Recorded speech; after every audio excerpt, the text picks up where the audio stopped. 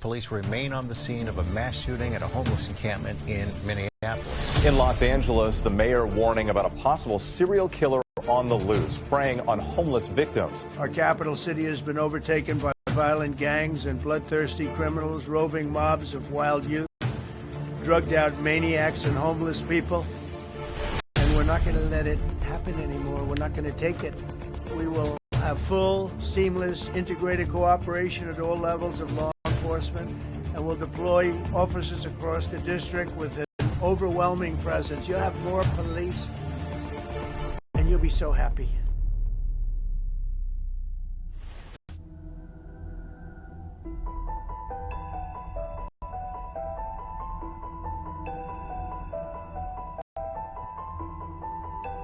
Llegaron muy arbitrariamente y deben de llegar, no tienen trato para hablar con la gente.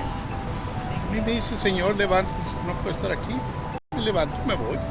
Pero no, pues, oye, ya voy por 80 años, ya se siente uno hasta mal.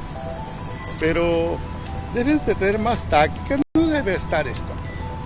You know, some of these unhoused people, because some of them need help, and you know, they need various services that they can't get out here on the street, and then then they're going to be put in these other traumatic situations, which is going to exacerbate.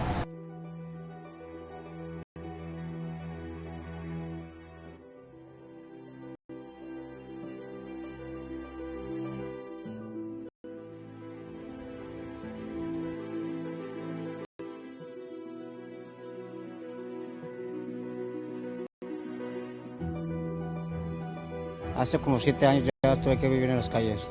Pues prácticamente donde sea es peligroso, simplemente como vivas, es lo que cuenta. Ahí hacemos lo que podemos hacer para defendernos. I want no trouble, but I'm confident in myself. So I have no problem going on any of these streets and sleeping, but people get shot. The homeless people will get shot sleeping or set on fire, because of revenge, money owed for drugs, someone disrespected them, and they'll straight shoot them while they're sleeping, or, set them on fire. So in Skid Row, we definitely have a really large number of homeless folks living on the street who tend to have really high mental health and substance use and medical needs. And so our team provides kind of that wraparound service for those highest needs folks living outside. So I think there's a lot of blame on somebody for their disability and their experience. I think there's also this idea that people need protection from homeless people, not that homeless people need protection from, like, all of us need that. And people who are homeless are much more likely to be the victims of crime. They're rarely the perpetrators of crime, especially violent crime. And so the folks out here are extremely high risk for being assaulted, for being harmed, for severe medical issues on the street. We have lots of folks who die out here every single day because we are not providing adequate care as a society for them. They aren't a threat to us. Criminalizing homeless people, moving homeless people away from our homes and businesses and schools is doing nothing to end homelessness. Once they are street homeless, they're exposed to numerous traumas, from violence to and crime and abuse and exploitation, as well as just witnessing so much suffering around them. Another big problem is, and this is one of the reasons that drives how we do things, is that even mental health problems like trauma that they're trying to process and get through, they can't even access those problems until their basic safety and the basic fundamentals of living are established.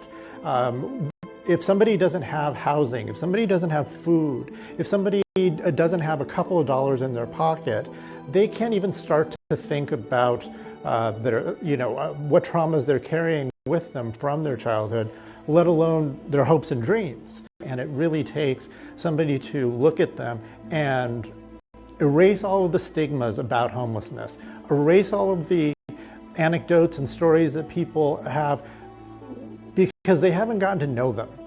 Me working here in the middle of Skid Row, I actually get to sit down with people and hear their stories and understand why they are in the place that they're at and how they feel. And it would be very difficult for me too.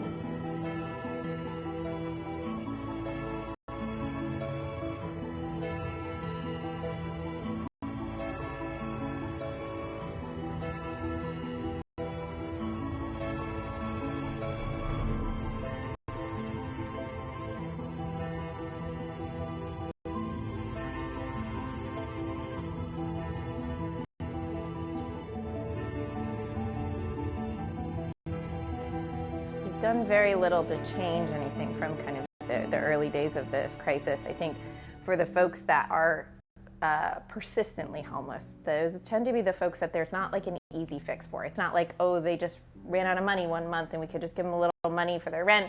These are folks that we work with on this team that have really systemic disabilities. They have severe mental illness, severe medical, severe substance use, severe trauma. They've been incarcerated. They have a lot of challenges and things stacked up against them. And our medical system, our mental health system has so many issues. Our criminal justice system, it churns people through with no real option. So the street is where folks end up. A lot of our folks go jail to hospital to street, jail to hospital to street. And so there hasn't been any significant changes to that in a very, very long time. So until we see real structural changes happening, we're going to be stuck in the same cycle over and over again. I think the reason that homelessness is increasing across the United States is that there are a number of factors that are changing in our world. I think it started with COVID, and I think now we look at our economy is changing, and I think that jobs and the cost of living are changing. And so a lot of people are experiencing that they just can't make it.